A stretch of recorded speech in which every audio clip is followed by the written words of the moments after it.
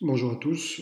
Aujourd'hui, je vous propose donc un corrigé du devoir que je vous avais proposé et qui est donc le format de ce que vous pourrez rencontrer comme épreuve de HLP au troisième trimestre cette année, s'il y a un troisième trimestre cette année, ou l'année prochaine, au moment où vous passerez l'épreuve définitive. Alors, comme vous le voyez, ce sujet est constitué à la fois d'un texte qui rentre dans la période de référence, la période que nous sommes en train d'étudier. Donc il s'agissait ici d'un texte de Diderot, extrait du supplément Voyage de Bougainville, et en dessous, donc, une question dite d'interprétation, puisque je vous rappelle que dans le cadre de HLP, si le texte est considéré comme à portée philosophique, et c'est le cas ici puisqu'il s'agit d'un texte d'un philosophe, Diderot. Dans ce cas-là, vous avez une question d'interprétation philosophique suivie d'une deuxième question qui sera, elle, portée sur le français et qui sera effectivement une question qui vous demandera de réfléchir sur le texte, une question dite de réflexion. Et je vous rappelle que si le texte est un texte de français, alors c'est l'inverse, vous avez une question d'interprétation en français et une question de réflexion philosophique. Là, c'était donc un texte du philosophe Diderot, donc je vous avais mis des dates, 1713-1784. Donc c'est un texte qui s'inscrit pleinement dans la période qu'on appelle les Lumières et qui faisait écho au texte que nous avions envisagé ensemble en classe, un texte de Voltaire. Je vous rappelle que Diderot, comme Voltaire, mais aussi comme d'Alembert, est un des auteurs de ce qu'on a appelé l'encyclopédie. L'encyclopédie est ce volume, cet ouvrage important qui a été rédigé au moment de la Révolution française et qui prétendait faire le point sur l'ensemble des savoirs disponibles pour l'humanité au moment justement de la fin du XVIIIe siècle. Et donc ce texte de l'encyclopédie est un texte rédigé à plusieurs mains, dont les deux principaux contributeurs sont Diderot et d'Alembert, mais on sait que d'autres philosophes importants ont participé, comme Voltaire, comme Rousseau, etc., etc. Bref, on est dans la période de référence des Lumières, et Diderot, connu évidemment comme philosophe, mais aussi comme pamphlétaire, a écrit le texte que vous avez devant les mains, devant vous, pardon. Il y avait une note introductive qui vous rappelait le contexte. Donc le texte de Diderot, Supplément au voyage de Bougainville, est une réponse qu'a fait le philosophe à un grand voyageur qui s'appelait Bougainville, Jean-Philippe de Bougainville, qui était un de ces grands explorateurs partis faire le tour du monde et qui avait rédigé des carnets de voyage qui avaient été publiés au début du XVIIIe siècle. Ces carnets de voyage, justement, décrivant les populations rencontrées lors du voyage, notamment en particulier en Océanie du côté de Tahiti. Et c'est donc volontairement que Diderot écrit un texte en réponse à Bougainville, lui sous la forme d'un pamphlet. Évidemment, ce que raconte Diderot n'a jamais été vécu réellement. Il s'agit de pur texte d'imagination et qui va servir évidemment à l'auteur de polémique. Et on va voir quelles étaient justement les intentions de Diderot à l'intérieur de ce texte. Alors vous voyez que moi je vous parle de Diderot, de son siècle et de la manière dont finalement Diderot a été un auteur de ce siècle, mais je vous rappelle que dans le devoir que vous deviez me rendre ou dans les devoirs que vous allez faire sur table dans le cadre de HLP, vous n'avez pas besoin d'introduire des nuances biographiques. Si vous le faites, si toutefois vous venez à parler de Diderot, ce doit être en rapport avec le texte. Par exemple, si vous parlez des Lumières, ce doit être pour éclairer à l'intérieur du texte un passage où justement l'auteur voudrait faire voudrait mettre en avant les lumières de la raison ou critiquer l'obscurantisme, mais il ne sert à rien, comme je l'ai vu dans certains devoirs, de faire de très longs paragraphes sur qui était Diderot, quand est-ce qu'il a vécu, pourquoi il a vécu, etc., etc. C'est inutile, ça rallonge inutilement vos textes. De toute façon, vous n'avez pas le temps puisque vous n'avez qu'une heure pour faire l'épreuve, 2 heures le jour du bac définitif, mais c'est très court malgré tout. Et de toute façon, ça ne nous intéresse pas. Quelque part, on n'a pas besoin de savoir qui était Diderot pour lire le texte. Ce qui compte, ce sont les idées de l'auteur. Donc, évitez les éléments de biographie à l'intérieur de vos présentations, sauf si ça a un rapport directement avec le texte.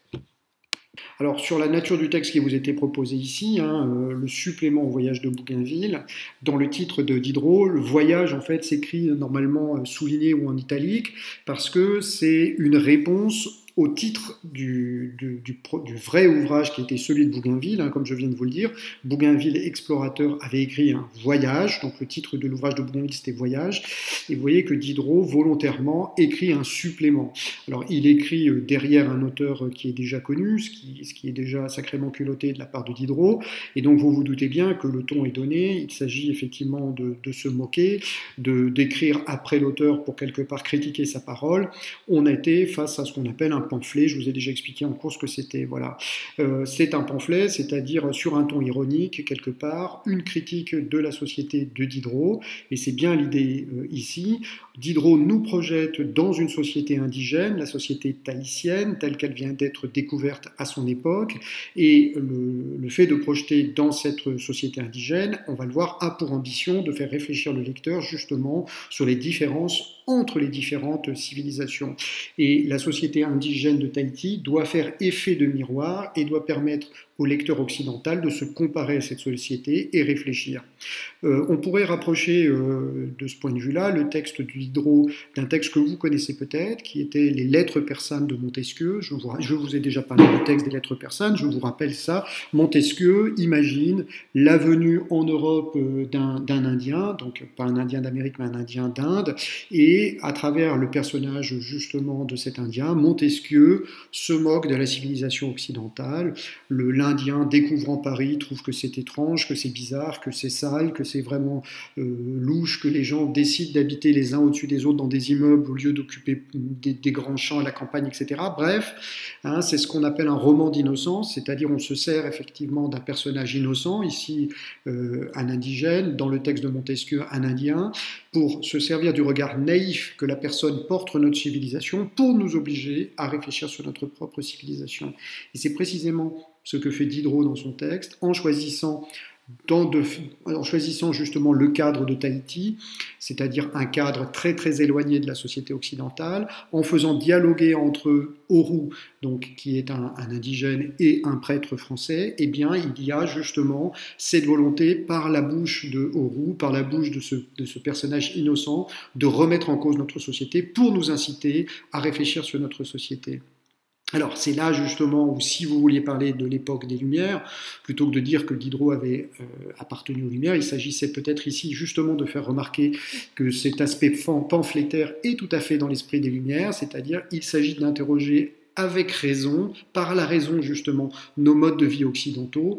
Et vous voyez que l'outil raisonnable dont se sert Diderot, c'est finalement une comparaison entre deux mondes, le monde tahitien et le monde de la société française, et justement, à travers cette comparaison, de voir si nos comportements en Occident sont précisément toujours bien finalement raisonnables, ou s'il n'y a pas une grande part d'obscurantisme dans ces comportements. Et on verra à la fin du texte précisément que ce que révèle Auroux, ce que finalement la dernière phrase nous dit bien, la dernière phrase du texte, c'est « Vous avez rendu la condition de l'homme pire que celle de l'animal », c'est une forme de pied de nez absolu, puisque Auroux dit que finalement la civilisation occidentale, qui se conduit pourtant sous la religion catholique, est capable de transformer les hommes en animaux.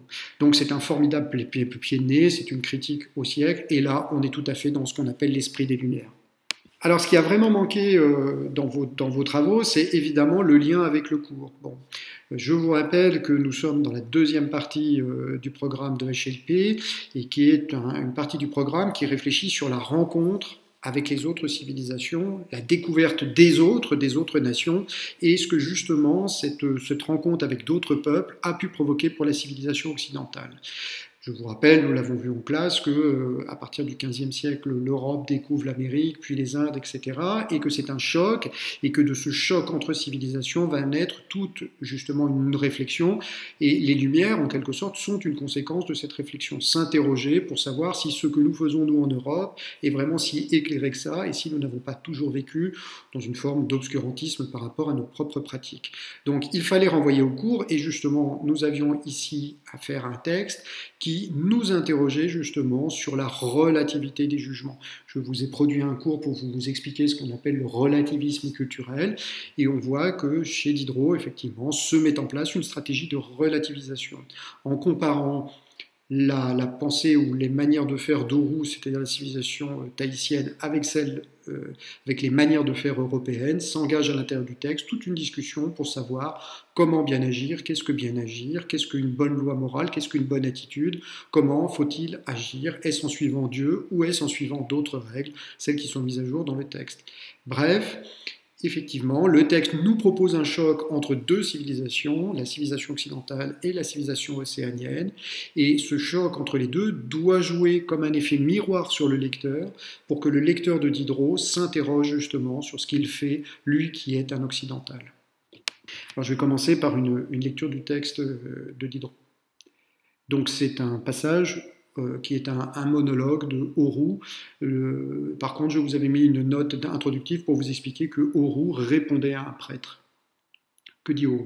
Il dit « Ces préceptes singuliers, je les trouve opposés à la nature et contraires à la raison, faits même pour multiplier les crimes et fâcher à tout moment le vieil ouvrier.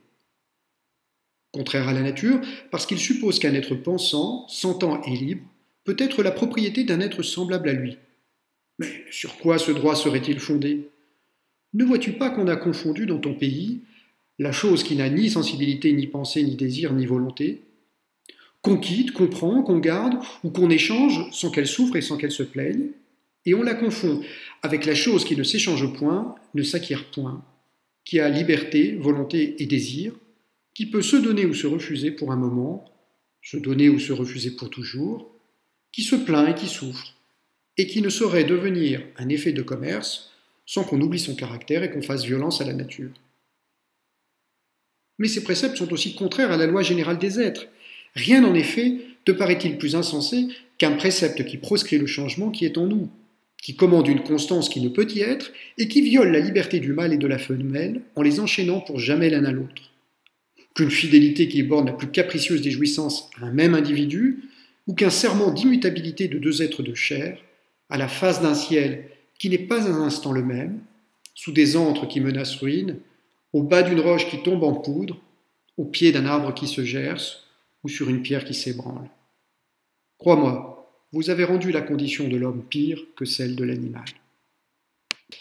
Alors pour ceux qui ne l'auront pas assez compris, évidemment, l'objet du débat entre Oru et le prêtre, c'est la question portant sur ce qu'on appelle la monogamie ou la polygamie. Je vous rappelle ce que sont la monogamie ou la polygamie. Gamé en grec, ça signifie le mariage, l'accouplement. Et donc on distingue ce qu'on appelle la monogamie, c'est-à-dire une société dans laquelle un homme choisit une femme ou une femme choisit un homme et un seul, monos en grec. On distingue les sociétés monogames, donc des sociétés polygames, où là c'est le contraire.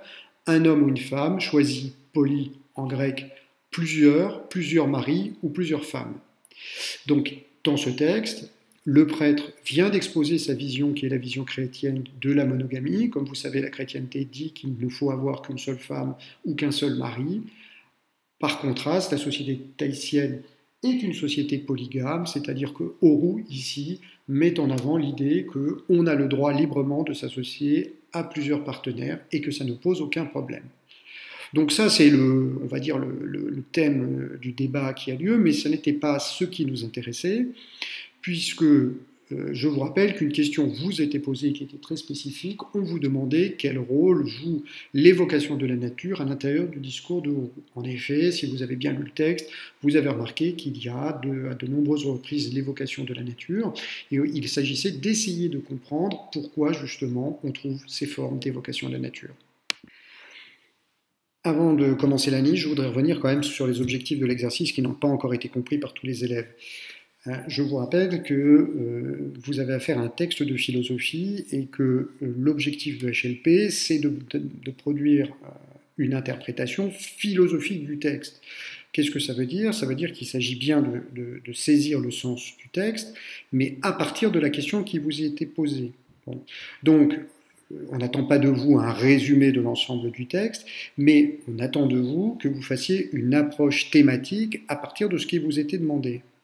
Et ici, la question qui vous était posée portait effectivement sur les références à la nature, et il fallait donc concentrer l'intégralité de votre propos sur cette question des références à la nature.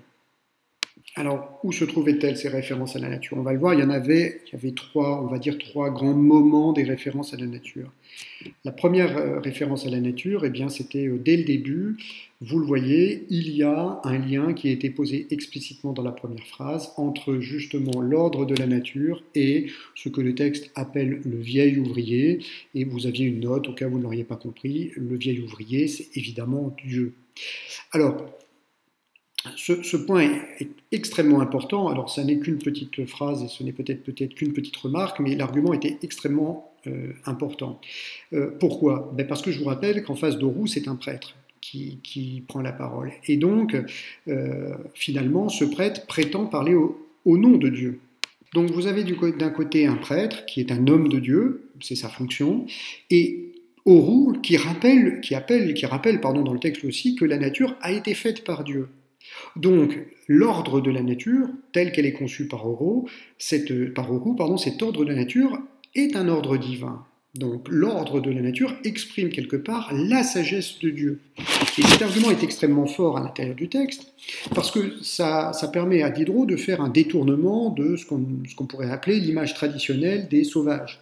Je vous rappelle que le texte est censé se passer à Tahiti, justement chez des peuples à qui on reproche habituellement justement leur proximité avec la nature.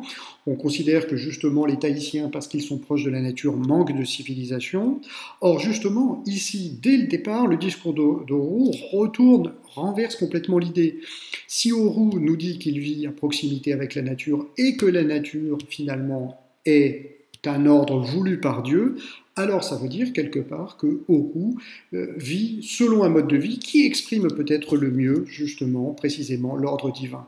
Donc on verra dans l'analyse plus tard, mais vous voyez que dès le départ, Diderot, finalement, commence à introduire le doute dans l'esprit du lecteur en disant, mais finalement, qui exprime la parole divine? Est-ce que c'est le prêtre occidental simplement parce qu'il a lu la Bible, ou est-ce que c'est finalement cette civilisation sauvage, tahitienne, prétendument justement manquant de civilisation, qui, justement, parce qu'elle vit selon la nature, exprime justement l'ordre divin, puisque la nature a été créée par Dieu et que la nature, elle aussi, exprime l'ordre de Dieu.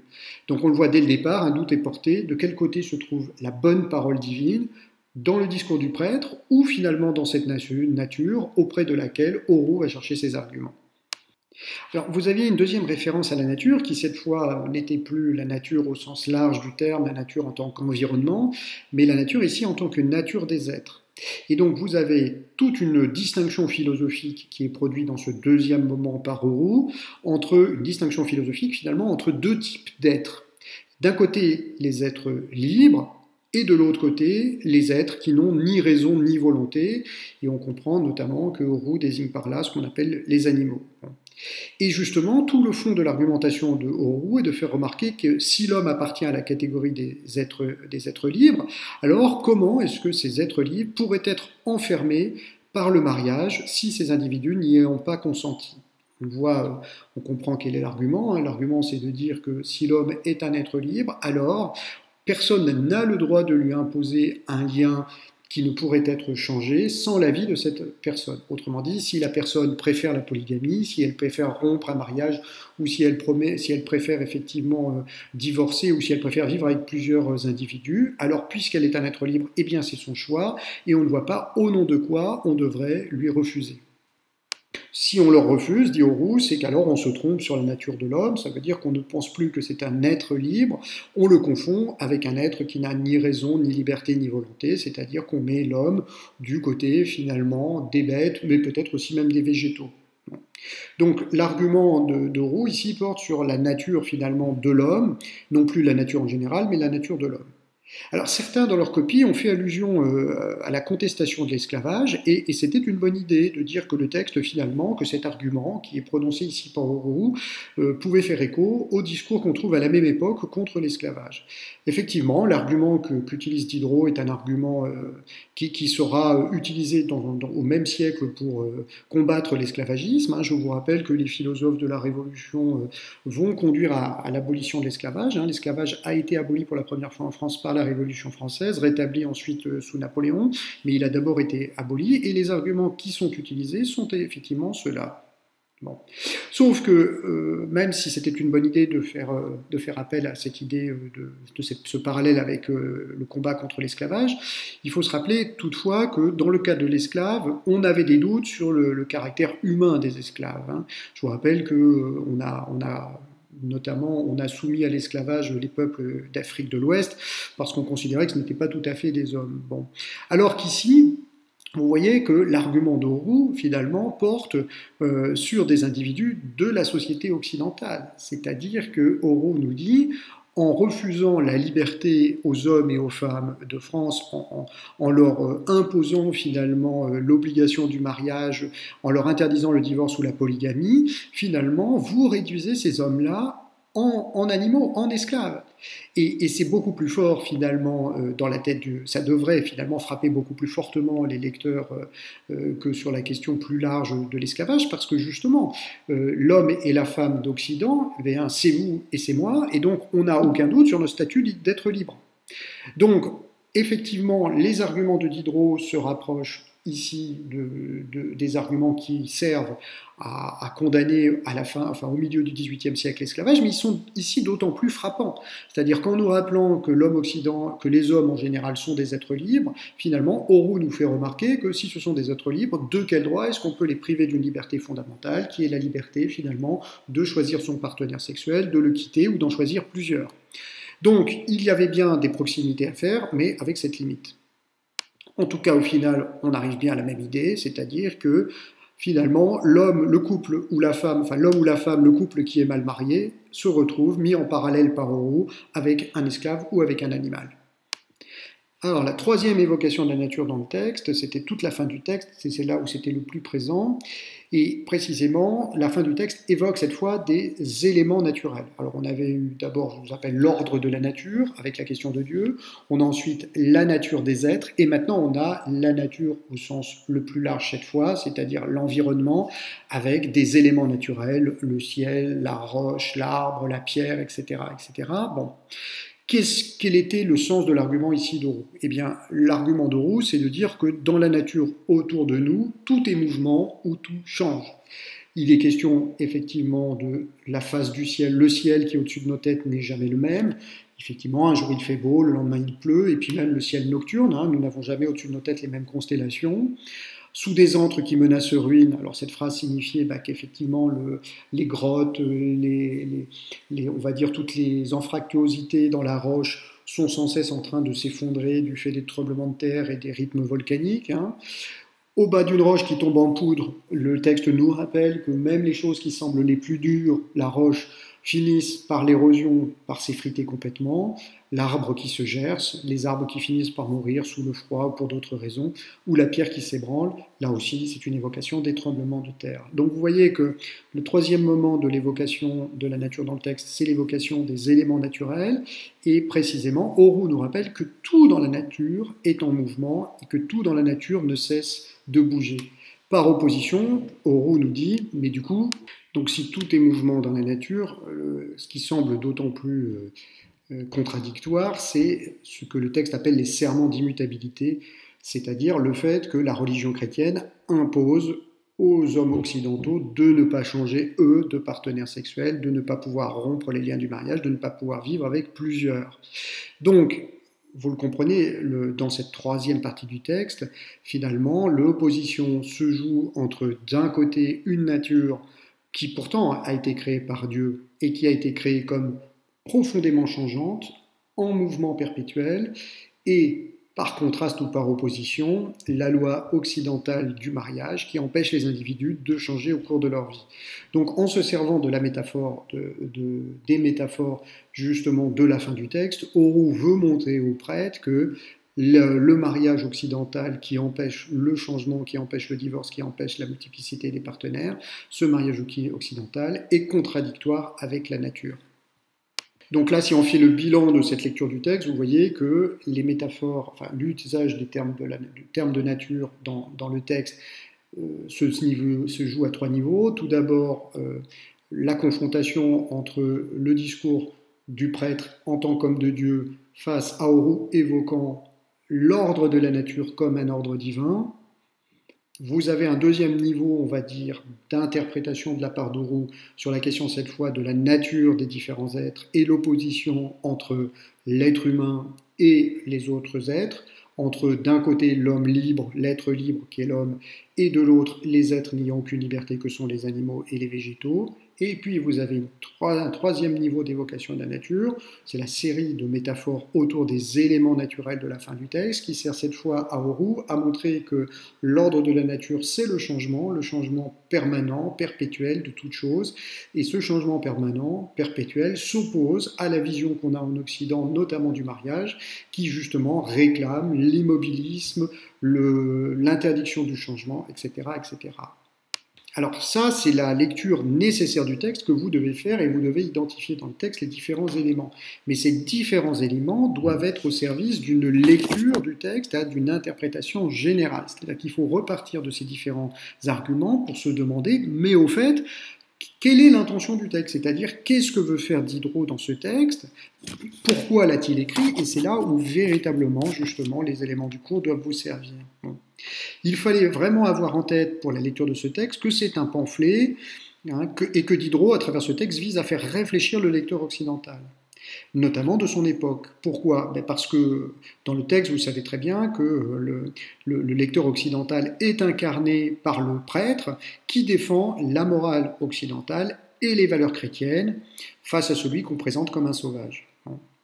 Or, le lecteur occidental est pris dans ses propres valeurs, dans ses propres jugements. Il est, à l'époque de Diderot, fondamentalement chrétien, il est fondamentalement persuadé que la monogamie c'est bien, il est fondamentalement persuadé que finalement le divorce est une chose terrible, il est fondamentalement persuadé que la polygamie est une chose catastrophique. Bref, il est complètement orienté dans sa vision par les valeurs de sa propre civilisation. Et c'est, je vous rappelle, ce qu'on appelle l'ethnocentrisme. Beaucoup d'entre vous ont utilisé le terme, mais si vous utilisez le terme, il est bon que vous le définissiez. Je vous rappelle que l'ethnocentrisme, c'est finalement cette tendance que nous avons tous, parce que nous vivons à l'intérieur d'une culture, à en adopter complètement les valeurs et à finir par penser uniquement à travers ces valeurs et du coup à juger toutes les autres formes culturelles, toutes les autres civilisations à partir de nos propres valeurs culturelles. Justement, le but, l'idée de Diderot dans ce texte, c'est de montrer que ces valeurs peuvent être contestées ou qu'elles sont contestables au nom justement d'autres valeurs. Donc l'ambition de Diderot, c'était véritablement de conduire le lecteur à relativiser sa pensée et à semer justement le doute dans la pensée des lecteurs du XVIIIe siècle. Alors, pourquoi du coup utiliser la métaphore naturelle et utiliser un peuple naturel? Eh bien parce que la réponse philosophique était la suivante, parce que la nature incarne des lois universelles ou immuables. Quand on parle de la nature, généralement, par exemple quand le physicien en parle, c'est pour parler de ces lois nécessaires qui ne peuvent pas changer. Or, justement, la nature est rattachée à Dieu, puisque même pour les chrétiens, la nature a été créée par Dieu. Donc l'ordre de la nature, les lois nécessaires de la nature, sont des lois qu'a voulu Dieu. Si bien que Oru, ce Tahitien, en affirmant qu'il agit conformément à la nature, qu'est-ce qu'il fait? Eh bien, il oppose une forme d'universalisme, celui des lois de la nature, voulu par Dieu, à un autre prétendu universalisme, celui de la chrétienté. Puisque je vous rappelle que le prêtre qui s'oppose à Oru dit qu'il défend les lois de Dieu et que ces lois sont universelles et que ces lois ont été écrites par Dieu dans un texte, etc., etc. Bref, vous voyez que le texte faisait jouer une loi universelle contre une autre forme de loi universelle. Et pourquoi est-ce que le texte faisait cela? Eh bien précisément pour inciter le lecteur à réfléchir sur la valeur de la loi, sur la valeur de la loi morale. D'ailleurs, on trouvait explicitement dans le texte une phrase qui nous mettait sur la voie, puisque, regardez, au milieu du texte, il y avait cette formule « contraire à la loi générale des êtres » qui ouvrait justement le troisième paragraphe, enfin le troisième plutôt, la troisième partie du raisonnement autour de la nature. Donc c'était bien ça l'idée du texte, c'était de dire, mais vous voyez, si finalement la nature c'est la première des lois générales, c'est même celle qui a été créée en premier par Dieu. Je vous rappelle que dans la Bible, Dieu a créé la nature avant toute autre chose et que c'est Dieu qui a voulu les lois de la nature. Autrement dit, le texte d'Auroux est un texte purement provocateur qui dit « Vous voyez, moi, en tant que sauvage, je suis peut-être les lois de la nature, mais justement, ces lois de la nature sont celles qui sont voulues par Dieu. Du coup, j'ai raison, moi, au nom des lois de nature qui sont les lois de Dieu, et j'ai raison face à vous, prêtres, qui prétendez, vous aussi, détenir des lois universelles de Dieu. » Alors pourquoi cette insistance justement sur, j'ai envie de dire, une loi universelle opposée à une autre loi universelle? Parce que le but de Diderot, c'est de conduire le lecteur à relativiser sa pensée. Et c'est ça, relativiser sa pensée. C'est comprendre que ce que nous disons, nous, au nom de nos valeurs, ne vaut pas pour tout le monde. Et c'est pour cela que dans ce texte, Diderot volontairement provoquait un choc. Finalement, on le voit, ce qui se jouait ici, c'était un point de vue prétendument universel, celui des discours du prêtre, qui dit « Moi, le catholique, je sais ce qui est bon pour tous parce que j'ai lu la Bible et que Dieu s'est adressé à tous les hommes pour dire la chose suivante. » Et en face, nous avions un prétendu sauvage, Auroux, qui lui disait « Moi, sauvage, je suis les règles, les lois de la nature qui ont aussi été voulues par Dieu, et ces lois disent que c'est le changement qui vaut, donc ce n'est pas la monogamie, ce n'est pas le respect du mariage. » Choc entre deux, justement, formes d'universalité, de deux revendications d'universalité qui doit conduire le lecteur de Diderot à se dire, mais finalement, quand je pense que mes idées valent pour tout le monde, est-ce que j'ai raison? Est-ce qu'il n'y a pas d'autre manière de penser tout aussi sensée que la mienne? Alors, le texte ne cherche même pas à donner raison à Auroux, puisque finalement, on pourrait dire que le point de vue de Auroux est tout aussi ethnocentriste que celui du prêtre, car Auroux défend un point de vue qui est celui de sa civilisation. Il choisit les règles de la nature, là où l'Occident, lui, a choisi des règles morales qu'il s'est données. Mais finalement, le but du texte de Diderot n'est pas de donner raison à tel ou tel. Le but du texte n'est pas de donner raison à Auroux contre le prêtre. L'idée, c'est surtout de montrer, de combattre finalement avant tout l'idée qu'il y aurait une seule conception du mariage et une seule manière de concevoir la morale en toute chose. Ce que cherche ici à faire Diderot, c'est surtout avant tout à contredire le caractère absolutiste de la parole des prêtres, et c'est ça finalement l'ambition des Lumières, c'est face à une église et une religion qui à l'époque, je vous le rappelle, était toute puissance et qui disait « nous sommes la vérité », Diderot veut ici montrer que finalement, en se confrontant à une autre civilisation, à un autre peuple, on peut trouver d'autres formes de lois qui finalement sont tout aussi raisonnables et qui finalement prétendent, elles aussi, être tout aussi universelles que celles de la chrétienté. Bref, Diderot dit, avant de suivre aveuglement la chrétienté, les prêtres, parce qu'ils disent qu'ils détiennent une vérité absolue, demandez-vous s'il n'y a pas d'autres lois absolues, notamment par exemple celles qui seraient dans la nature. Je vous le dis, l'idée de Diderot n'est pas de dire que Auroux a raison devant le prêtre. L'idée, c'est de dire, avant de dire que moi je détiens la vérité absolue, est-ce qu'il n'y a pas, de par le monde, des contradictions à mon point de vue qui devraient m'amener à réfléchir? Et ça, c'est bien l'idéal des Lumières, c'est-à-dire cet idéal critique qui consiste à dire, avant d'affirmer quelque chose, demandons-nous si vraiment nous pouvons jusqu'au bout maintenir ce que nous disons.